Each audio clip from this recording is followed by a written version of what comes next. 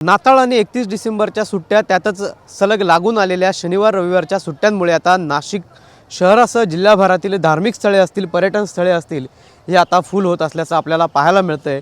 नाशिक शहरातील पर्यटन स्थळे असतील, त्याचबरोबर जिल्ह्यातील त्र्यंबकेश्वर, सप्तशृंगीगड हे धार्मिक स्थळं असतील, या ठिकाणी भाविकांकडून मोठ्या प्रमाणात गर्दी जी आहे ती केली जात असल्याचं पाहायला मिळतंय। आपण सध्या नाशिकच्या रामकुंड परिसरामध्ये आहोत। या ठिकाणी जर बघितलं तर सकाळच्या सुमारास आपल्याला भाविकांची गोदावरी नदी स्नानासाठी आणि या ठिकाणी पर्यटनासाठी मोठी गर्दी जी आहे ती पाहायला मिळते।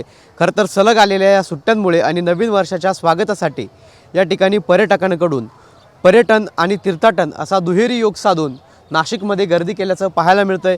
खरं तर आगामी काळात कुंभमेळा देखील आहे। याच पार्श्वभूमीवर आता नाशिकमध्ये येणाऱ्यांच्या संख्येमध्ये देखील मोठ्या प्रमाणात वाढ झालेली आहे।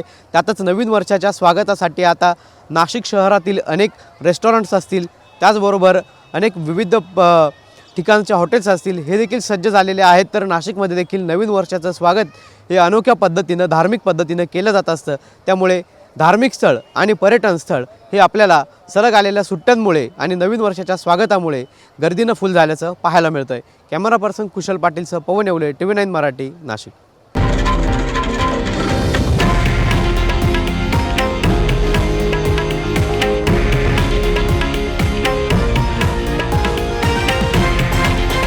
हे आहे देशातील नंबर 1 न्यूज नेटवर्क आणि आपण पाहत आहात TV9 मराठी, एकमेव।